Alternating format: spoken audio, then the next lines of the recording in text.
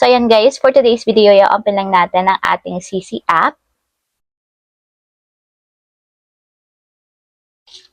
And then, pagka-open guys, dito sa conversation, itap nyo lang yung three horizontal dots na nandito sa upper right corner.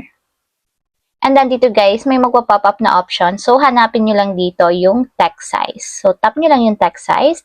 And dito guys, i-drag nyo lang itong circle na to or yung point na to para ma-adjust yung text size. So, kung makikita nyo guys, naka-default size siya.